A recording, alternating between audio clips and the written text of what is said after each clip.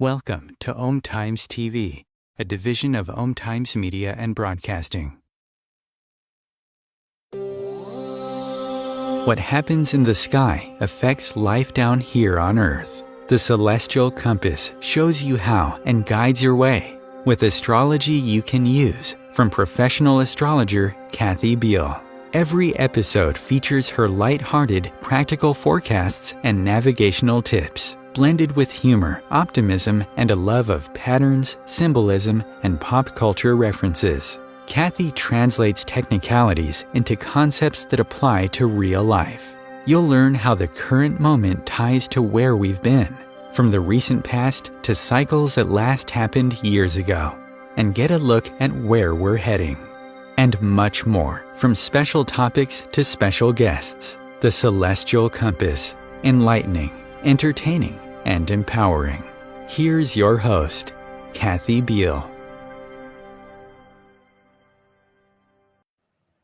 Greetings, Earthlings. Welcome to Celestial Compass. I'm Kathy Beal of EmpowermentUnlimited.net, and we're coming to you during peak Gemini time, the first week of June, when there's a massive pileup in the sky in Gemini leading to the Gemini new moon of June 6th. But this is very changeable, fast-moving mental energy, and all of it, all the inner planets except for Mars, so retrace, Venus, the Sun, and Mercury are all heading for a containment moment with Saturn that is presaging what's going to happen again at the end of August and the end of December.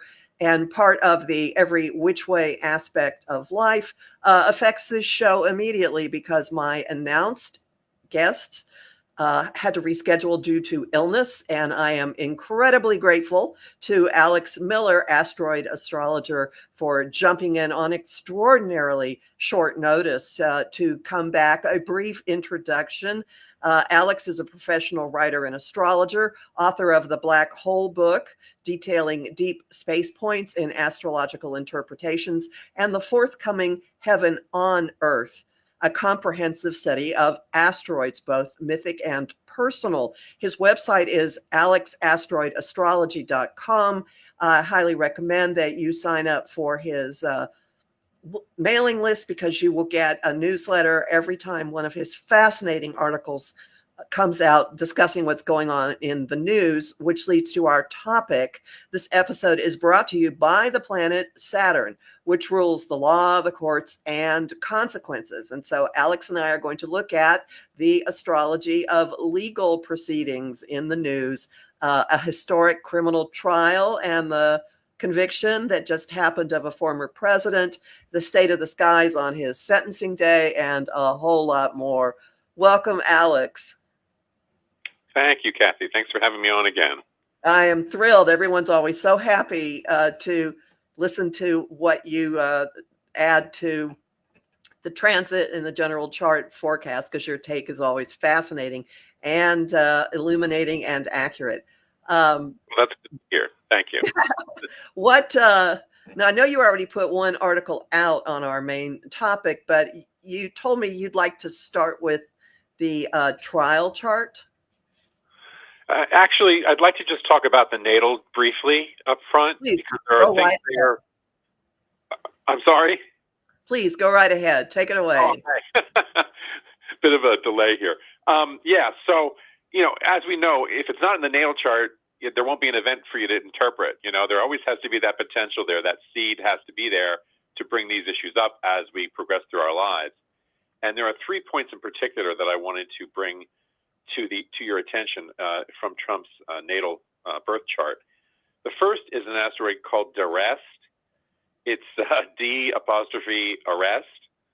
And generally speaking, it can refer to a cessation, a slowdown, a stoppage, a limitation of some sort. But it often, and actually, if it's in conjunction or if it's an aspect with the sun or asteroid Valentine, it can indicate cardiac arrest.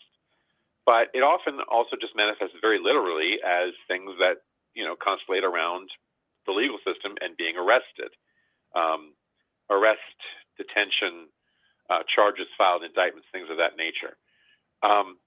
Up to this point, Donald Trump has been expressing this more on the civil side of things. He's a very litigious individual.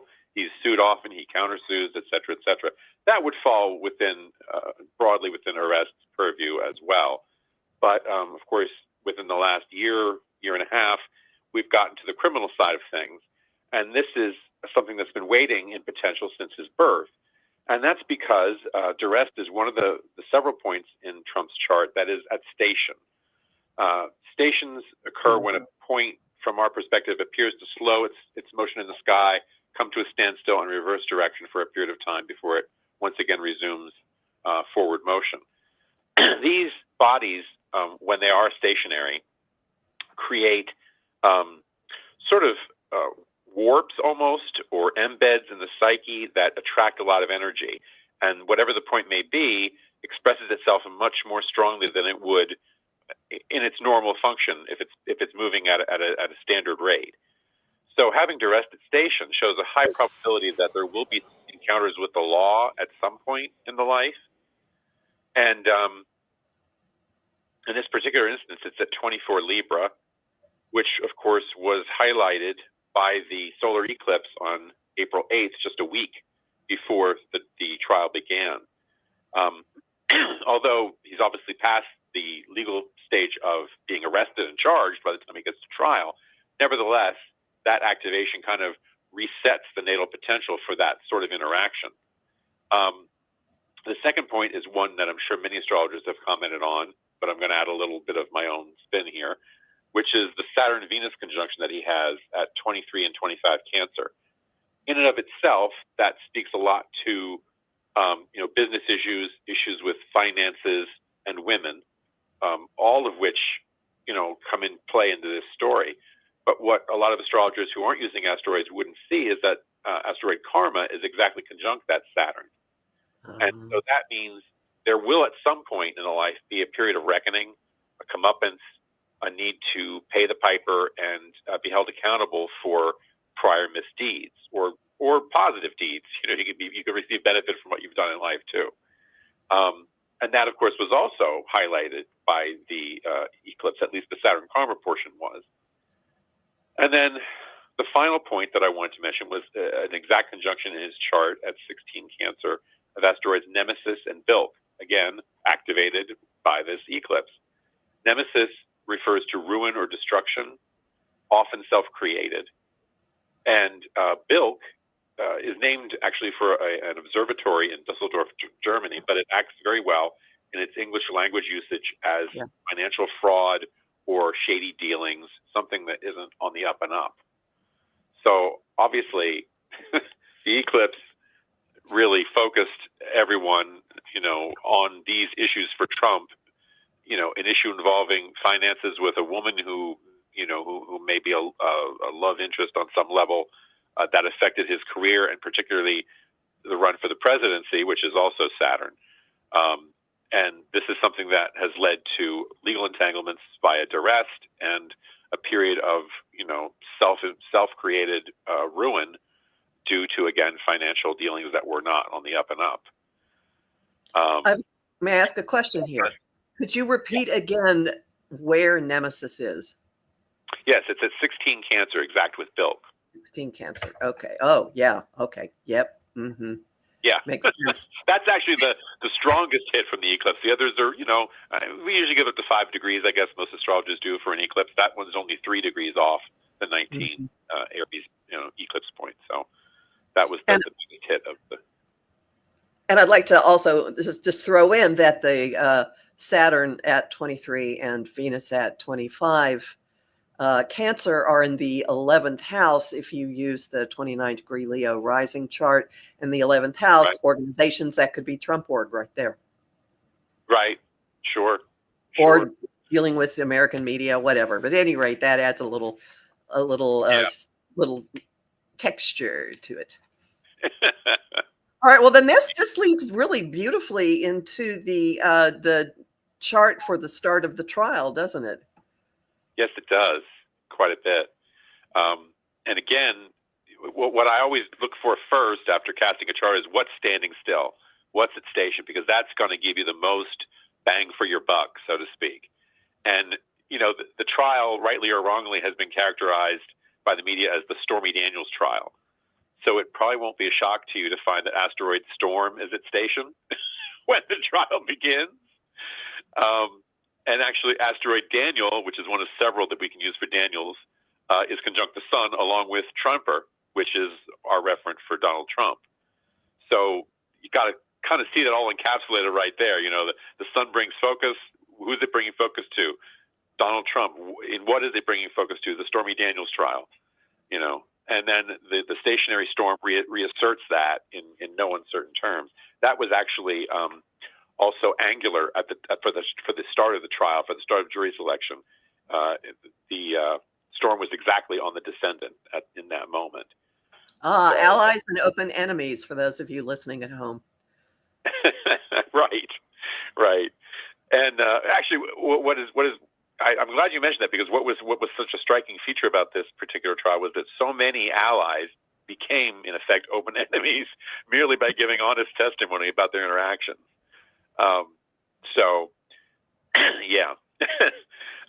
There were several other points at station. Among them, asteroid Stephania. Stephania reflects Stormy Daniels' legal name of Stephanie Clifford. So we're getting yet another reinforcement of her prominence on this situation. And then asteroid Hicks, which is for Hope Hicks, one of those individuals who was still a Trump loyalist, but who, gave honest testimony and actually broke down on the stand, which we'll get to in a minute, because one of the other points at station was asteroid Lacrimosa, which relates to lacrima, which is Latin for tears. So I'm sure Trump was feeling tearful in many instances during the trial, even if he didn't show it. And then the final point of station is asteroid Alvin, which of course is for the DA who brought the case, the Manhattan DA Alvin Bragg. So all those points at station, again, give you sort of a thumbnail sketch of what's going on. What's happening? Well, Alvin Bragg, Stormy Daniels trial. Hope Hicks is one of the prominent witnesses. And it's a kind of a downer for Trump in some ways, as expressed by Lacrimosa. We mentioned that the descendant was at 25 Sag, which of course makes the ascendant at 25 Gemini.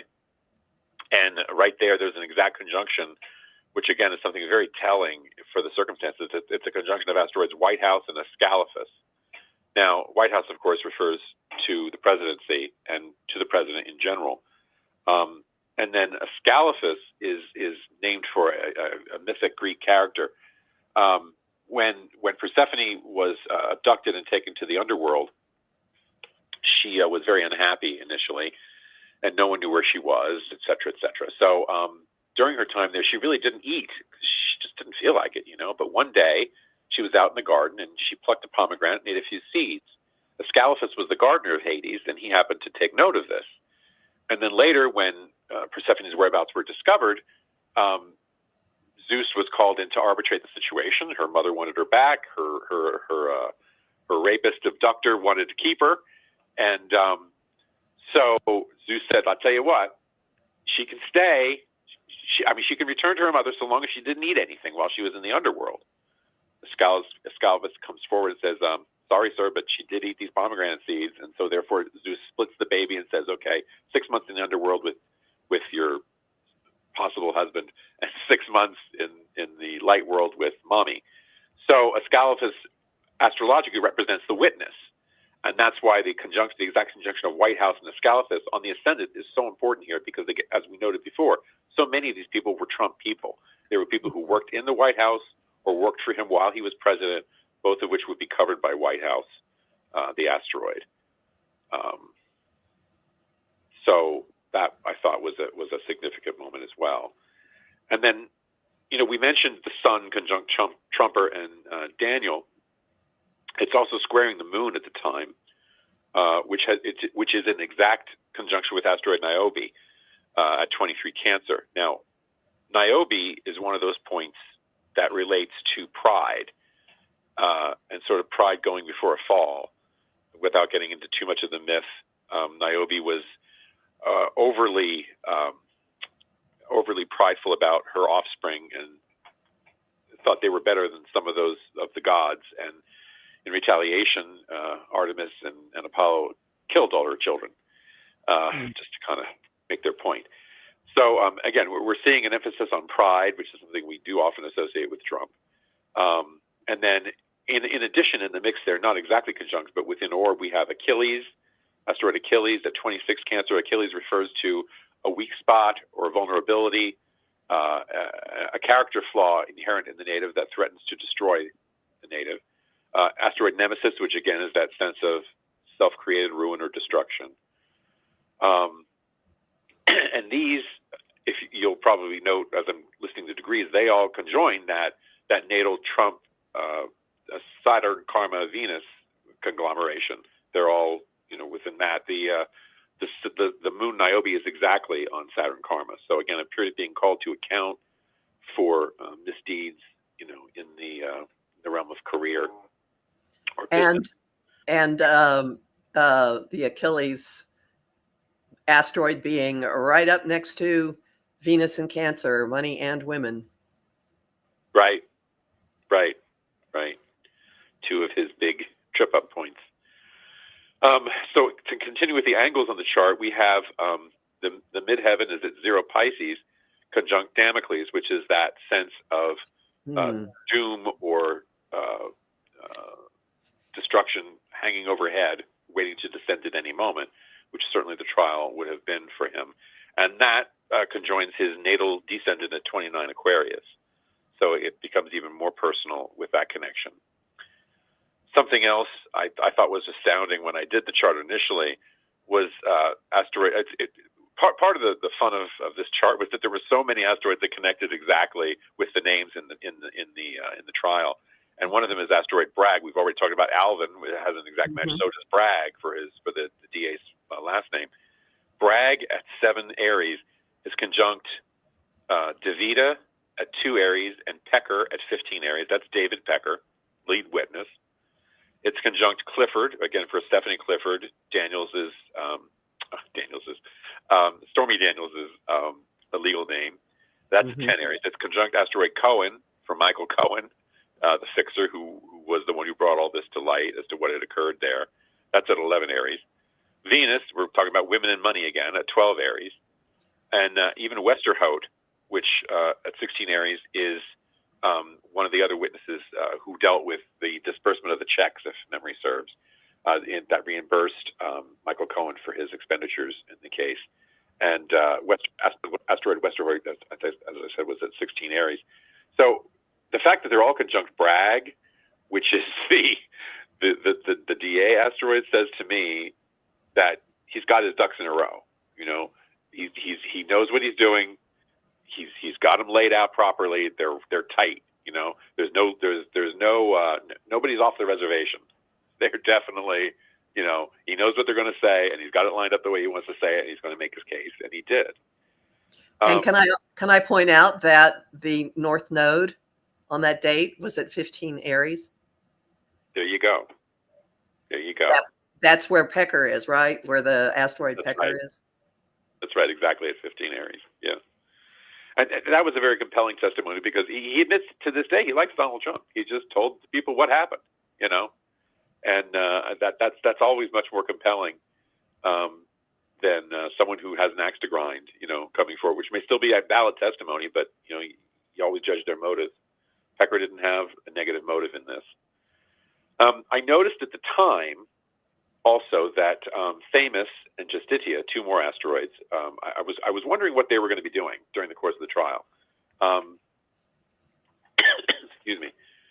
Thamus is named for the Greek goddess of justice, and Justitia is named for her Roman counterpart, and actually the root of our word justice in English. So during the course of the trial, both of these points were creeping up on Donald's natal sun. And I saw that they were both within orb for most of the trial, but the exact conjunctions I was interested in timing out. And Thamus conjoined the sun May 9th to 10th. That was less than a month after the start of the trial, so it seemed to me like we were probably not going to reach a resolution by that point, and we didn't. But Justitia, on the other hand, was exactly conjunct his sun at 22 Gemini on May 28th, 29th, and 30th. And at the beginning of the trial, I thought that seems like our likely resolution point. And in fact, that's how it played out. 28th was closing arguments. 29th, the case went to the jury. The 30th was their verdict. And what's also interesting is that on the 39th, it moved on to the 23rd degree, just before they came out with their verdict at 4:20, as if to say, "Okay, folks, we're done here. Justice has been served. Moving on." So that's about the setup on the start of the trial there. I'd also like to throw in that the trial started right after the solar eclipse, the Aries solar eclipse at the beginning of April, right. And Chiron and Mercury were at the eclipse degree at the time of the jury selection started, and Mars hit that point over Memorial Day weekend and activated that eclipse. Yeah, yeah. So it's all there, like, okay, the ball is rolling. Yeah. I actually noted, I skipped a point because I was so focused on the asteroids that were involved with the jury, with the witnesses. But there was another point in that cluster, which is a trans-Neptunian object called Salacia. Salacia is the root of our word salacious, and it has to do with, sexually titillating or provocative or,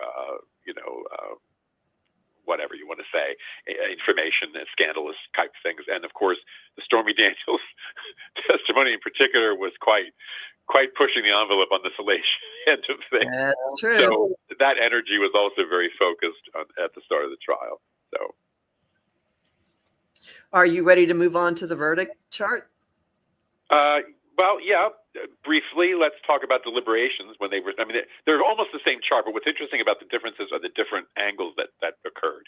So the jury deliberations began on the 29th at 11:38 a.m. That's when it was turned over to the jury to go into seclusion and do their thing. And as I mentioned before, Justitia at 22 Gemini was exactly conjunct Trump's natal sun, and it was in a T-square with Saturn, which is accountability and punishment, and as you note, the law, at 18 Pisces, and an asteroid called Veritas at 17 Virgo. So it's on the fulcrum of that T-square. Veritas is a Latin word for truth. So whatever comes out of this deliberation, we have a fairly good idea that it's going to be the truth, and that any punishment meted out will be just, based in that configuration alone. At this point, we've also had Mercury and asteroid Trumper creeping up to a conjunction with Uranus. We've got Mercury at 21, Taurus, Trumper at 22, Uranus at 24. And this is also in a T-square, because the ascendant for the moment that the deliberations began was 27 Leo, descendant 27 Aquarius. So again, these Taurus points are on the fulcrum of that T-square. And of course, those angles very closely mirror Donald's natal ascendant-descendant axis of 29 Leo and Aquarius. So, that's definitely pulling him in very personally, again, in this moment where his fate is about to be decided. And on the descendant side, we also have the moon at 24 Aquarius, asteroid Dawn at 29 Aquarius, and asteroid Truth at 22 Aquarius. So the public, the moon, is now being, through the verdict, which is the Trump verdict, which is Mercury Trumper, is about to be exposed to the truth, which is truth, about Donald, which is Dawn. And it's going to be something controversial and something groundbreaking, something we've never seen before, and that's the Uranus component of it. Interesting. I did not run that chart. I went straight to the verdict. So fascinating. Right. Yeah. And similar then with the verdict, which came at 4:20 p.m., that was when the judge was notified that a verdict had been reached. It wasn't announced until 5:06, but the actual chart for the moment that it was made known that the verdict had been reached, again shows this connectivity. The ascendant is at 23 Libra, which of course is squaring that Saturn, Karma, Venus proposition and conjoined direct. And it's opposing asteroid Bragg with Mars at 26 Aries and 23 Aries in the sky. The MC at 27 Cancer is squaring those points, the Bragg, Mars, and also the natal Trump grouping of Saturn, Karma, Venus. Asteroid Dawn is now at 0 Pisces, which, if you recall, was the MC for the start of the trial. Mm-hmm. And now at its conclusion, we've got Asteroid Dawn right there, and still with Damocles now at 5 Pisces. So that sword hanging over his head is about to descend, and that is squared to Jupiter at 1 Gemini, with Karma at 2 Gemini, and the Sun at 9 Gemini.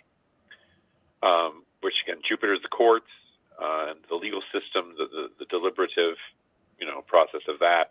Karma again is that paying for our deeds. The Sun brings the focus in the moment, and this square becomes T square when we include Asteroid Alvin, which is now at 9 Sagittarius, again for the DA. There's one pointed station in that chart, and that is Asteroid Daniels for Stormy Daniels. Storm was at station when the trial started. Daniels is at station when it ends, and that is at station from 1 Libra. Giving that thing. From there, it's trying to Pluto at 1 Aquarius, which rules criminality, and that is also an angular point. It's on the IC at 27 Capricorn, and at this point, the Trumper Mercury conjunction has become exact at 23 Taurus, with Uranus still there at 24, and squaring Truth at 22 Aquarius. And these Taurian points all cluster around Trump's natal MC, which is his status, his reputation, his place in the world. That's at 24 Taurus. Like a wrecking ball. And Yeah. I want to talk about let's a second here about the MC. But first, let's take our first break, and we'll get back to this. Actually, our only break. We'll get back to this topic in just a couple of minutes. Hang on, folks. Welcome back to Celestial Compass. We are talking today with asteroid astrologer Alex Miller about all kinds of things related to the recent trial and conviction, historic, of former President Trump. And right at the break, Alex, you were talking about this cluster of asteroids and planets on Trump's midheaven. And I wanted to make the point here that the midheaven, if something like that happens on the midheaven, it has ramifications for what happens down in your home and security, because this rattles the whole 410 axis of the chart. And when this happened to me, when only Uranus went across my midheaven, every core aspect of my life changed within about a 6-week period. My best friend moved out of the country. There were the first marriages in my generation and my family of origin, and very quick ones. I lost my job. I lost my apartment, and then my relationship just went. Everything cleaned out within about 6 weeks. So, wow. Yeah. This is not a minor contact we're talking about here. Right. And we had Uranus at the time exactly on the MC. So yeah, for sure. Mm-hmm. So more to come from this. Yeah, absolutely. So anything else from the verdict chart that you want to talk about? No, that pretty much covers it. Yeah. And have you want a chart for the sentencing? I have looked at it. It's kind of ambivalent. It gives me no pleasure to say this, but it looks like it might be an easier day for Trump than some would like. But we'll get to that last. Actually, let's just talk about what's definitely going on, which is Dawn and Damocles are still together. So that threat of destruction and devastation is still looming, as is appropriate when you go to your sentencing. And that is, again, an angular point. It's now conjunct the descendant. Dawn is at 2 Pisces, Damocles at 4, and the descendant is 10 Pisces. And the descendant, or rather, I should say the ascendant at 10 Pisces is conjoined by by Saturn at 19 Pisces, and together they form a T-square with Trumper at 15 Gemini. So he's, again, very, very, very personally tapped into the time of that day. Now that chart is a 10 a.m. chart. I don't know if that'll be the exact moment that proceeding begins. I don't know if that's been scheduled, but it's a standard time for those sorts of things. So I'm not sure how much the angles play into it, but the other placements would be complete. The reason why I say it might be sort of a good outcome from his perspective is what's going on with the sun. The sun is conjunct Nike. The sun is at 19 Cancer. It's conjunct, which actually exactly squares the eclipse point, which is nothing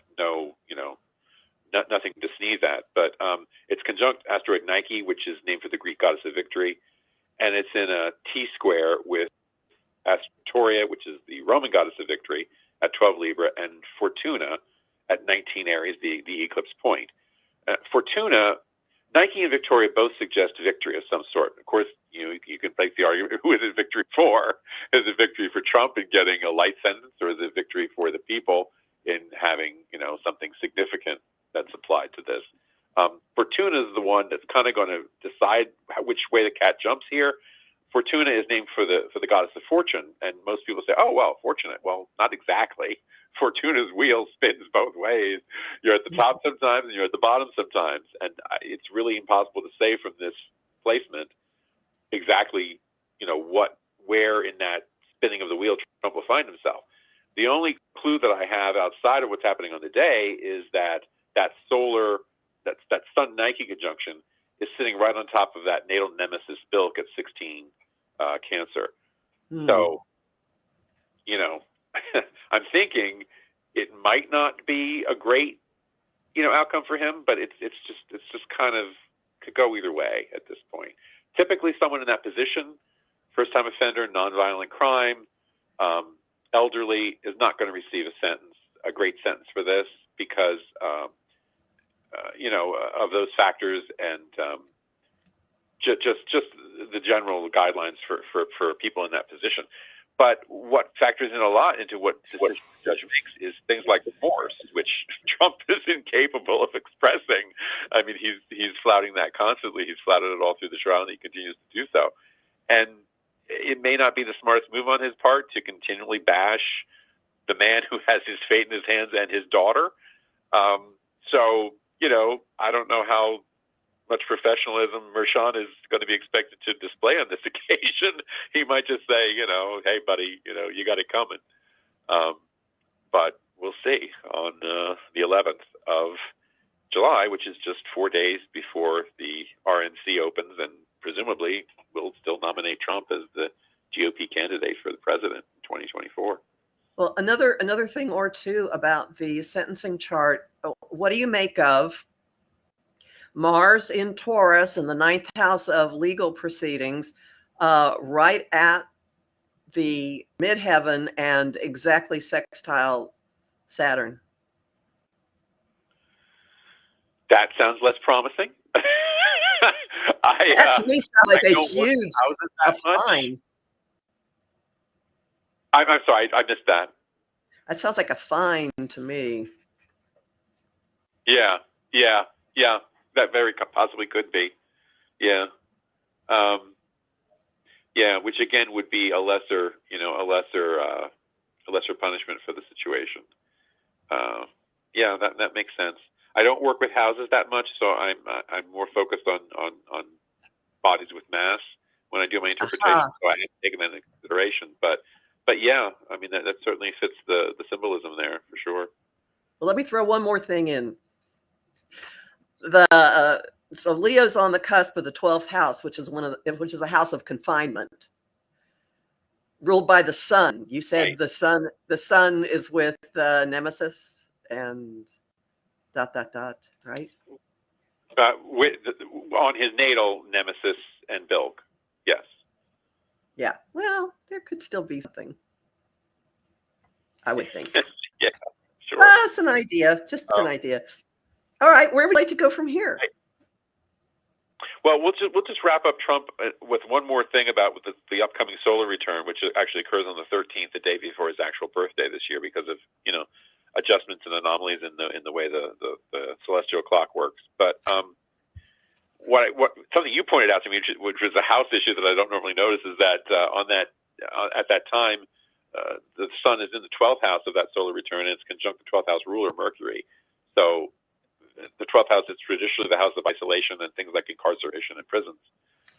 But it's also in a very tight T square with, it's actually, to begin, Justity is still conjunct. It's at 28 Gemini, 6 degrees off, but I use 10-degree orbs for things like this. And right there next door is also asteroid Jack Schmidt at 20 that's hysterical. Gemini. Now, Jack, of course, represents Jack Smith, which is the special counsel in both the federal cases, the documents case and the insurrection case. So he's not going anywhere for this year. He is definitely, he and Justitia are a tag team here. That they're hanging tough, and they're right on his sun for the whole year. And that's also they're also very close to the ascendant, which is 0 Cancer. But then the T-square that I mentioned is formed by Saturn at 19 Pisces, which is, again, angular. It's on the MC at 17 Pisces. Saturn is restriction and limitation and loss, among other things. It also represents the presidency. And then in an exact square to the sun, opposing Saturn, is asteroid Not at 22 Virgo. We could look at that as Trump is not going to be president again. But it's just a general disqualifier, a negator, a negative influence on things. So I wouldn't be very happy if I had a restrictive influence and a negative influence T-squaring my sun in the 12th house of incarceration when I'm going, I've just been, I'm just about to be sentenced on 34 criminal counts. So there's that to be considered. And also, therefore, when in the light of that T-square, you're looking at that Jack Schmidt and Justitia as even more significant, because if he were to win the presidency, of course, those federal cases would go away, either because he directs the new Justice Department to drop the charges or because he pardons himself. So since they're so prominently, they would just be a footnote if that were in his future. So I think that lends support for the concept that he probably will not be successful in his bid to regain the White House. There are, again, stationary points in that chart of the solar return. Damocles, our good friend Damocles. So that there's that threat. It's still hanging there. It's going to be with them all year, and that would again indicate that there are further proceedings yet to come beyond just the simple sentencing, which will occur in about a month. Asteroid America is there. So the opinion of the country is going to factor in very much into his future for that year. And asteroid Hybris is also there. Hybris is named for the goddess of prideful arrogance. And that certainly seems to be an appropriate point to have at station when you're talking about Donald Trump. Let me throw one other thing in. The moon in the solar return chart is at 14 Virgo, correct? That's what you're seeing? Right. And it's in a kind of wide opposition to Saturn at 19 Pisces. Well, right. Jupiter and Saturn are going to square, or I think it's like the 20th of August. They're going to square at 17 Gemini Pisces. And then on Christmas Eve, they're going to square at 13 Gemini Pisces. And in both of those cases, that Jupiter is going to fall in his solar return 12th house of isolation and confinement, which could be hospitals also. Could be. Yeah, the moon is also health. Yeah, sure. But it's also residence. So, he's going to either be in the White House or the big house. We don't know which. Okay. So do you have a shorty one for us by any chance? Yeah, sure. We can talk. Do you want to stick with politics, or do you want to do something a little lighter? Do you have anything quick about Alito? Yeah, fairly quick. Let me just take a. Or would you rather? I mean, you call it. You're doing me a huge favor here. What do you want to talk about? What do I want? How much time do we have? We have 15 minutes, almost. Just about 15. All right. Well, we can go over Alito quickly. So yeah, we've all heard the deal, the upside down flag right after the insurrection, which was a flag worn by insurrectionists, and then the appeal to heaven flag, also used by Christian Dominionists, both flown at Alito residences. And throwing his wife under the bus for this is a little bit unconscionable, but whatever. It just shows the man's character. So yeah, there's an asteroid flagstaff which obviously has application to the story, and it's progress through this story is kind of interesting to watch. In the birth chart, he was born April 1st on April Fool's Day, 1950, which is kind of appropriate as well. And he's got Flagstaff at 6 Pisces. Now it's conjunct Themis, which is again the goddess of justice and has been, Alito's job title for a number of decades.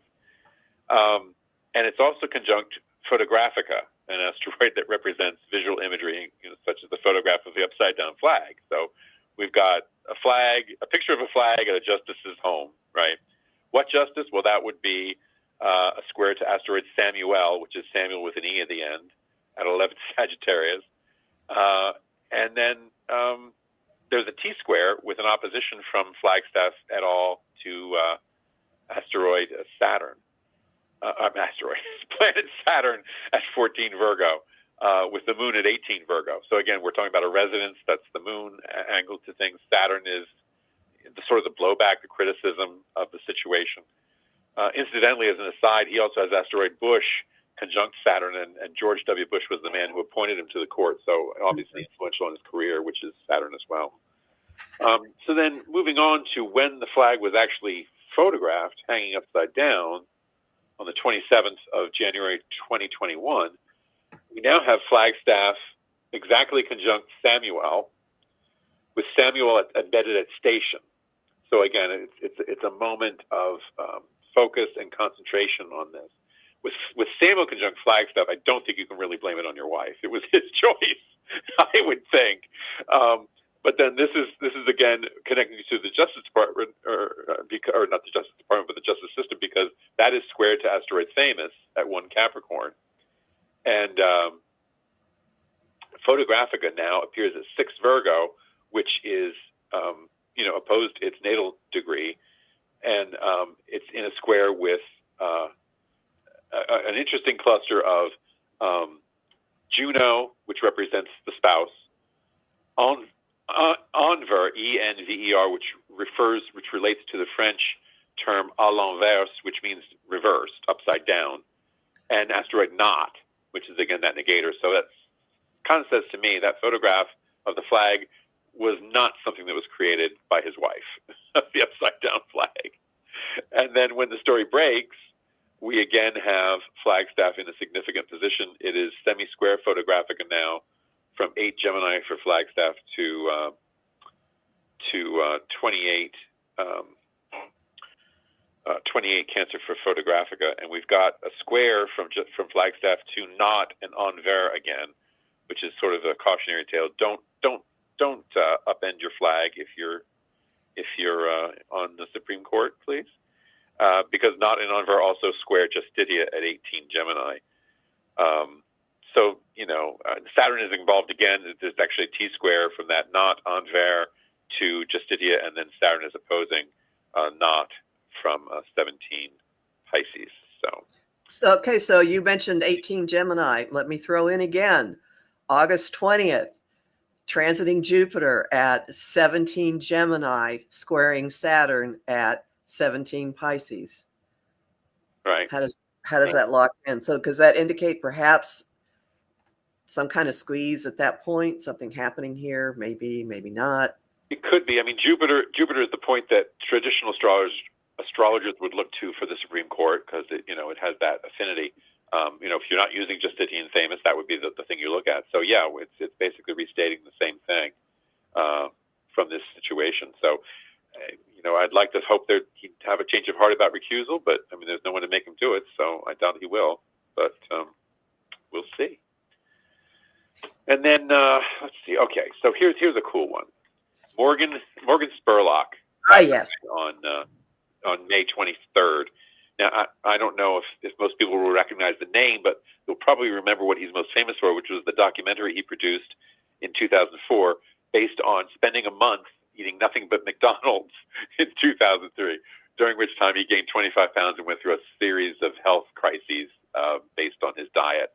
That was in February of 2003, and the documentary came out. Super Size Me was the name of it. Came out a year later, It was nominated for an Oscar. He did not win. But, again, focusing not just on fast food generally, but always McDonald's, right? So it'll come as no surprise, perhaps, to find that his sun at 14 Scorpio is conjunct asteroid Donalda at 17 Scorpio, along with asteroid Stout. Now, Stout is named actually for a brewed beverage similar to beer, but it also acts in its English language usage for, fat or overweight, issues with that. Stout's at 20 Scorpio. And these oppose asteroid Morgan, which is Morgan with an O at the end instead of the A, G-O-N, and Saturn, which is career, at 18 and 19 Taurus. So you got the sense that he has some very strong personal connection to McDonald's that will impact his weight in Stout and his career. So he's got the personal impact twice through the Sun and through asteroid Morgan. And Mick Donalda kind of follows through the whole progression here. When he starts his trial on this thing, his experiment with this fast food situation, we've got the Sun conjunct Neptune, which is the eventual film, and Morgan again. The Sun is at 12 Aquarius, Morgan is at 8, and Neptune is at 10. But exactly in conjunct the Sun is Mick Donalda at 12 Virgo. So once again, we're looking at this. That Sun, Neptune, Morgan is also opposing Jupiter at 13 Leo. And Jupiter, of course, is increase, including weight increase, expansion and increase. And that's T squared with asteroid Fast for fast food at 19 Taurus. And if you recall, the 19 Taurus is the degree of his Saturn. So it's whatever he's doing here with this film involving his weight gain from McDonald's is going to impact his career. And also at station, when he starts his trial, is asteroid Hamburga. I'm not making it up. Hamburga. Asteroid Stout is at station. And so is asteroid Golden, if you recall. The McDonald's is often called the Golden Arches. So I thought that was an interesting tie-in. When the film received general release in the U.S. on May 19th, 2004, we have, again, a T-square, Grand Cross this time, of the Sun exactly conjunct Academia at 17 Taurus, opposing Mick Donalda at 12 Scorpio. The crossbars are Neptune, again, films, at 15 Aquarius, and a conjunction of Fast with asteroid Berger, B-E-R-G-E-R, but homophone of Berger, B-U-R-G-E-R, and Golden again at 8 and 14, Leo, Berger, and Goldner exactly conjunct at 14. Now, the Sun Academia shows that the definite potential for an Academy Award, Academia being Academy, nomination. Is he going to win it? Gee, probably not, because he's got our famous disqualifier is conjunct asteroid Victoria, and they're squared to asteroid Oscar. So, nope, he's got the nomination, but he's not going to get the win. And then when he passed, we have asteroid Morgan, again, at station this time, squared asteroid McDonalda. Morgan at 3 Libra, which actually is conjunct asteroid Berger in his natal chart, and squared McDonalda at 6 Cancer. So there's that final recognition of that. And the Sun at 2 Gemini was also conjunct. The one at station is Morgan with the A, and the one conjunct the Sun is Morgan with the O, and that's at 2 and 4 Gemini. And the trine to Morgan forms a grand trine with Pluto, the modern Lord of Death, at 2 Aquarius, and Osiris, named for the Egyptian god of the dead, at 4 Aquarius. So we see the death reflected in that chart as well. Can't make this up. You can't. Do you have anything else you want to talk about? We've got about 5 minutes. More. Good. I can just belt this out quickly. So I'm kicking myself for not having looked at the chart for the Kentucky Derby before it occurred, because I went through the pile. So Mystic Dan won the Kentucky. Did I get that name right? Mystic Dan. Yeah. I'm trying to look at my notes here. Yeah. Okay. It's been a while. Excuse me. Mystic Dan, yes, won the Kentucky Derby at odds of 18 to 1. Would have been a nice payout had I bothered to look, but I didn't. So at the time of the running, on what was that? Oh God, May 4th of 24. 7:01 p.m. was post time. So we've got asteroids that are for both Mystic and Dan. That they don't they aren't exact matches, but we have asteroid Misik, M-I-S-I-K, and Mystic is spelled M-Y-S-T-I-K in Mystic Dan, so it's a close match there. Mystic is conjunct asteroid Triumph. Asteroid Daniel is conjunct asteroid Champion. Asteroid Daniela is conjunct Nike, the Greek goddess of victory. And asteroid Daniels is conjunct Victoria, the Roman goddess of victory. So, yeah, I really wish I'd looked at this ahead of time and bought a ticket. That's amazing. And we don't have time for this, but it actually goes right through from when he was foaled. He had this potential to win, and his rider. I have to mention this one. His rider has been in the Kentucky Derby, I think, 8 times before without winning. But what he has in his charted station is asteroid Daniel. So that was the key to flip that switch for him. You know, he had that stationary point of Daniel. He's riding Mystic Dan, and he finally wins. Finally wins. Even a horse race, folks. You can even predict a horse race. Well, hard enough to look ahead.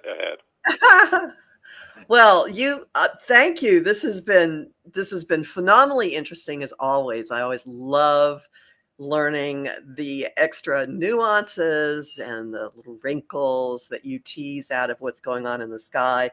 Would you tell people where they can find you and what they can get if they find you? Yes, it's www.alexasteroidastrology.com.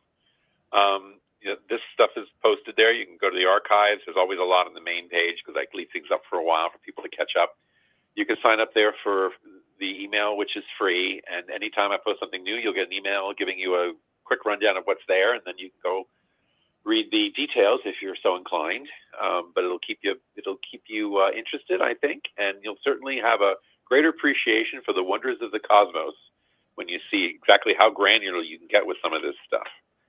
And you have a giveaway or a thank you for people who subscribe. What's that? Yes, there's a sort of brief explanation of 5 asteroids that could be key in your life, depending where they're placed. It doesn't tell you where they are, but you do have instructions on how to find them, and it'll give you an idea of what those represent for you, and go from there. Well, I really thank you. I thank you so much for jumping in and always having so much information, and it's fascinating. And I greatly, greatly appreciate you being on today. Anytime, Kathy. Anytime. I always enjoy speaking with you. Yeah, well, you'll be back.